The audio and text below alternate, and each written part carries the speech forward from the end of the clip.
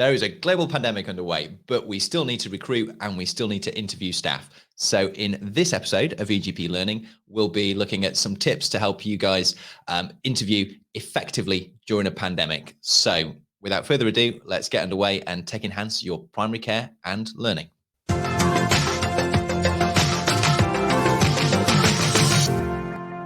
Welcome, Gandhi, to another episode of EGP Learning. How are you doing over there? I'm doing quite well, Andy. How are you? Yeah, I'm not too bad. So I know this pandemic's been going on for quite a while now.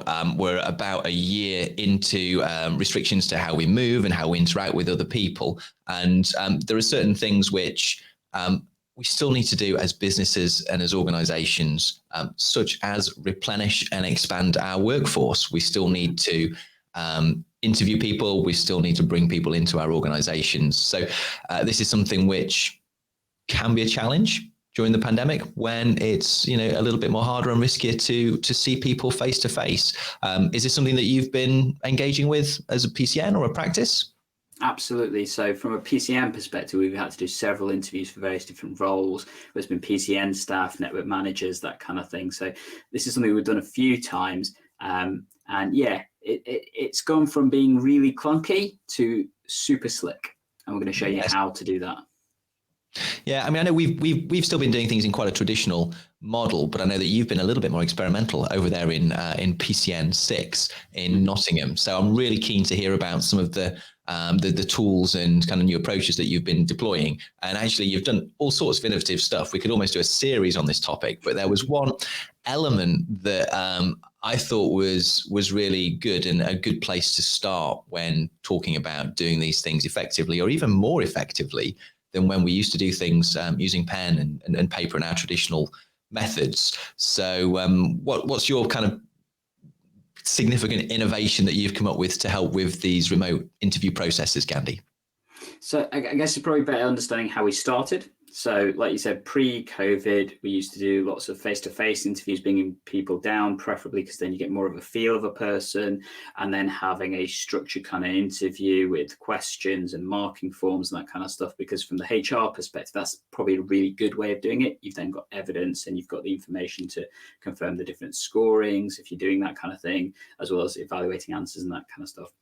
However, obviously, COVID made that really more challenging because we're trying to comply with social distancing, not having too many people in the room, as well as, isolation and shielding and all the other kind of things that had to be a factor in some of this. So we moved to remote interviewing. And remote interviewing is fine. More and more people have become happier doing, things over Zoom or Teams or whatever. But then the evaluation process was still really clunky. So we were having to email out paper forms to people, asking them to print it off, write on them, and then collating all that information, understanding what that looked like, sending it back for the audit trail. And it just didn't seem to work really well. So as a result of that, I came up with a slightly different way of doing things that just basically collaborates really easily, automates it, and more importantly, just makes it flow so easily. And we're going to show you the pros and the cons of that particular system. And it's so easy to do that you can do it yourself. You don't need any software or expensive software or anything, and you don't need significant skills either. This is dead easy to do.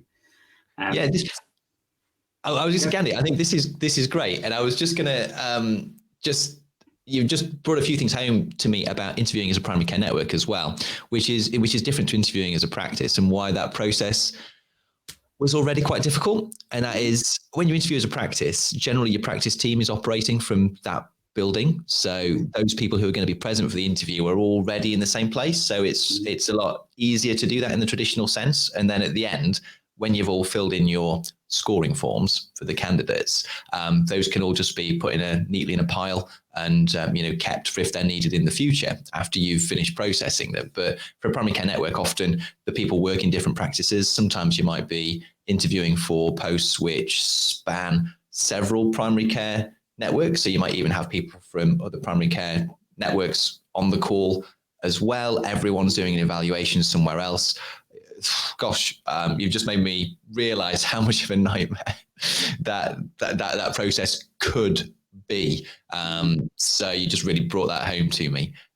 So I'm really interested to learn about this tool. Walk us through it. Okay, so in terms of the tool itself is just simply a Google form. Okay, it's about capturing and recording all the information that you would ask within a survey through simply a form process. But the innovation of it is the way that you share that and what that allows you to do. So for this demonstration, we're going to use Google Forms because that's what I've used. There are definitely other options, things like SurveyMonkey, forms on Microsoft and that kind of stuff. They can work really well. I've actually done the SurveyMonkey one more recently for the network manager interviews that we've been doing. And that worked really well as well. So the tool itself doesn't matter. It's the structure that's the key thing. So if we bring it up on screen, let's have a little look. Oops, just got to get my mouse working. There we go. So this was the form that we used. And a couple of things you need to know about this process, first of all. So number one, you need one form per candidate, okay? This allows you to capture the information really easily.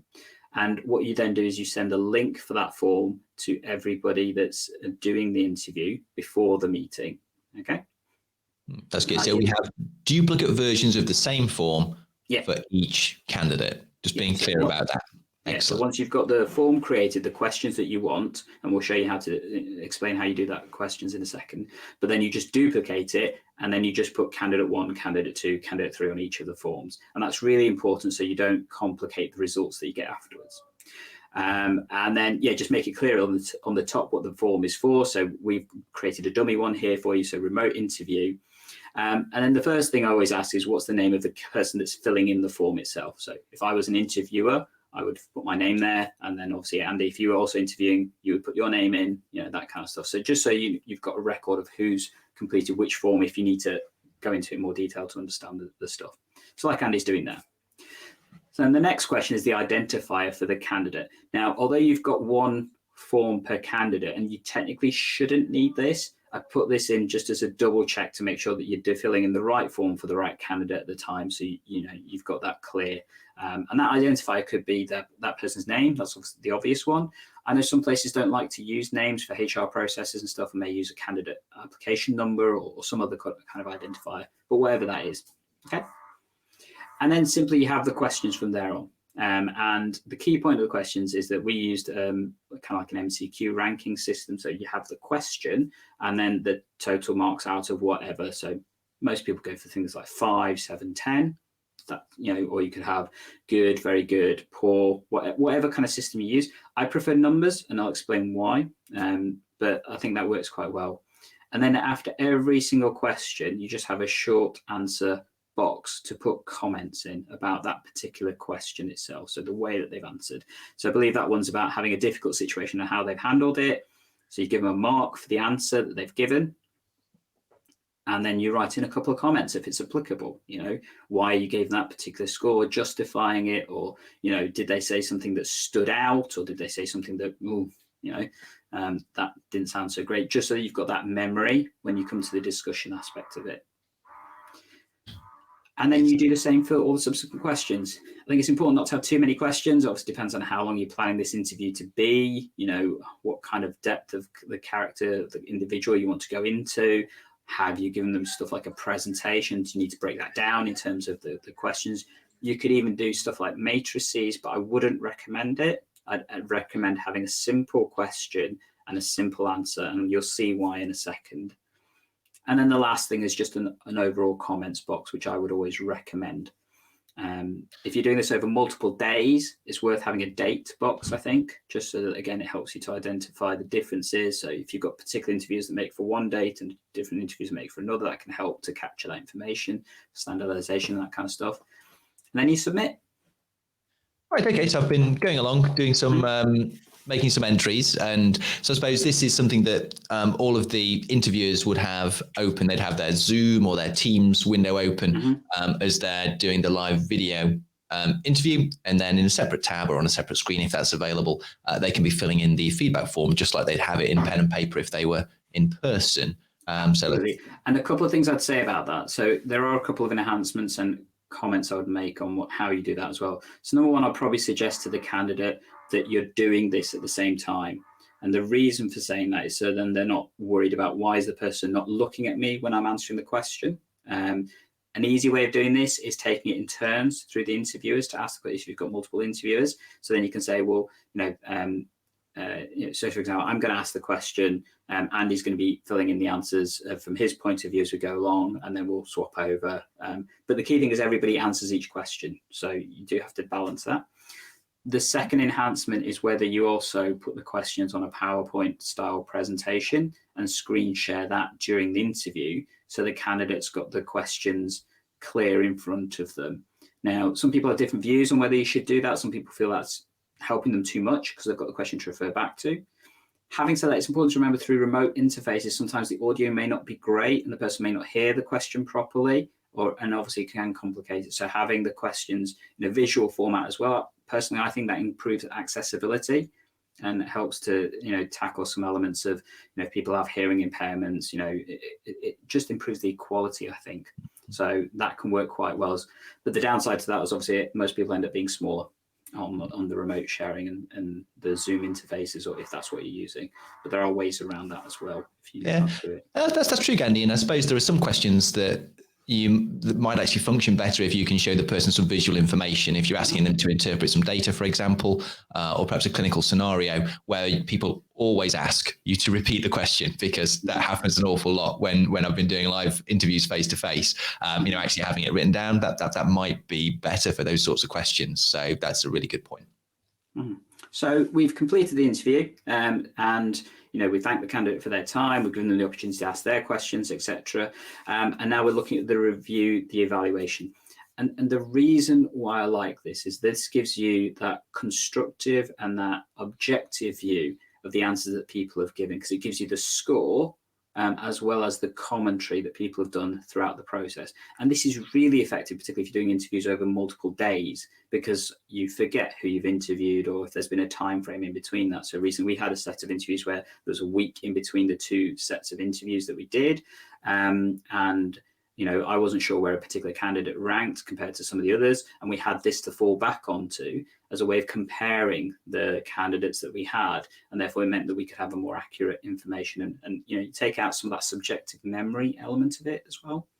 And as you can see, it gives you the results there. So, for that first question, we've got, can't quite see the results because I know you've just filled them in, Andy, but is it 3 4s and a 5? So it's 3 4s and a 5. Yeah, that's right. So that candidate's strong in that one. Yeah. And you've got the comments underneath to give you some context. In that particular view, it doesn't say who gave what comment, so that can help with the whole, balancing aspect of it and things. And then the question below, a bit more of a diverse answer. So 3 different scores. I'm guessing 3 4 5, 2 3 5, 2 3 4. 4 3 and 1. So one of the interviewers didn't like the. There's an outlier in one of the interviewers there. I suppose interesting, that you can, spot and be aware of that as well. And then you've got further comments and questions below. And then the way you can do this, you can either, use all the scores in total. So you get a mark out of, what would it be, 30 for this particular questionnaire, because you've got 3 people filling it in with a total score of 10. Or you can do the averages per question. You can use analytical forms to then give you graphs about which particular candidates were strong in one area, that kind of stuff. You can do so much more innovative things. We've kept this really short just for demonstration purposes. You can obviously make this as complicated and as elaborate as you want. But by having that information, it's just available to you. It's easy to access. It's easy to share. And you don't have to worry about sending stuff back, evaluating it afterwards. You've got the information in database format as well. So you can, like I say, use extrapolation information to make it more sensible. And it's just easy, really easy to do.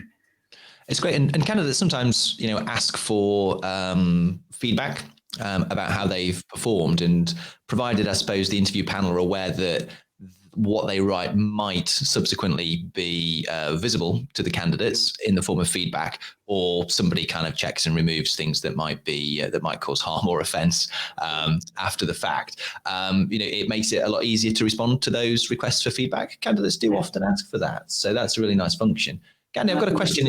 Oh, Well, I think this is a nice way of facilitating that, like you say, Andy, because you've got the actual live comments made by the people that are doing the interview. So then the person who's giving that feedback can refer back to that easily. I probably wouldn't suggest sharing the results because I think that, in totality, I don't know, there's probably HR people out there that tell me you could do that or not. But I think you've got the quantitative information there, haven't you, to share easily. So you could say, these were some of the comments made about your interview process. This is what we thought. Here's feedback for improvement. And again, I've done that with one of the interviewees. I felt they were very strong in particular areas, and I gave comments as to why I felt they were good in that particular thing, but also why I felt they weren't successful for the particular interview afterwards, because I could reflect back on those comments afterwards. I was going to ask Andy, is there a way for Google Forms to sort of tot up all of the totals live, or is that a sort of development area for Google and this process? I think there's might be a way. Google Forms, we've not done a huge amount of time investment to see how it puts the data out. I know that when we used SurveyMonkey as well, so we calculated the averages because we found that a quicker process of doing it rather than going into the depths of it. But the whole point is you've got the data, haven't you? You can stick that into a CSV spreadsheet and then stick it into Excel or Sheets or whatever, and then manipulate that data to give you the information as quickly or how effectively you want, depending on obviously how much of this you're doing. If you're doing this on a regular daily basis, I would highly recommend, then being able to put that into something that's more meaningful. Yeah, and just it looks like it's fairly easy to export to a spreadsheet, and then do calculations around those ones. It would be very easy to do the average for each question and tot them up. So I think for whoever's collating it, the Google Drive Forms and Sheets platform looks like it makes it pretty easy for that person to do those functions. So that looks great to me. Mm-hmm. So what do you think, Andy? I think this is really good. I think people are much more used to, so I think this is good for remote interviews. I think it's excellent, particularly where you have a dispersed organization like a PCN, where those people who are conducting the interview won't even be in the same place as well. I think this is amazing, actually, for that function. I think this is really, really good. And I'm even thinking, even when people are in the same building or the same room, everyone's used to having a mobile device or, a laptop or iPad with them, actually collecting the information in this way might have so much advantage over using paper that even when we're in the same room conducting an interview with somebody who is also in the same room in the future, we might want to collect and collate our feedback in this way going forward. So I think this is really, really good. Absolutely. And I think the other thing, as we move hopefully out of the pandemic restrictions in terms of isolation and things, it's important to remember we may also move towards hybrid interviewing. So you have both people in room and outside of the room. So this allows that to work a lot more effectively because you can still set that up easily, but the mechanism by collating that information, getting the evaluation and stuff is still the same. And like I said, it's pretty simple to do. It just replaces paper, and it means you've got a live way of comparing that information as well, so you can make quick and effective decisions. I mean, when we did this recently, we evaluated 5 candidates over 2 days, sets of interviews. And when it came to deciding which were the strongest ones, although we had our impressions, like I said, there were a couple of candidates who were really close. And as a result of that, we were able to figure out which were the strongest within literally 5 minutes or so. And we had objective information to help us make that decision. Fantastic. So so this is a great tip. Hopefully we might be able to come up with some more tips around interviewing during the pandemic, and perhaps even some more other business functions that have been disrupted. Have a look at how we can use technology to improve those as well. I've found it really, really informative, and I'm definitely going to use this in the future. Absolutely. Fantastic. Cool. Glad to be of help. And again, if anybody's got any comments or questions about the way we've done this and stuff, feel free to contact us. Definitely stick a comment down below. And if you have found this video useful, leave us a like to let us know you like this content so we can create more of it for you as well. As always, EGP learners, feel free to contact us for any other kind of stuff. Definitely subscribe if you found this useful content. And as always, EGP Learning is here to help save you and your patients time by taking on primary care and learning. Catch you in the next episode.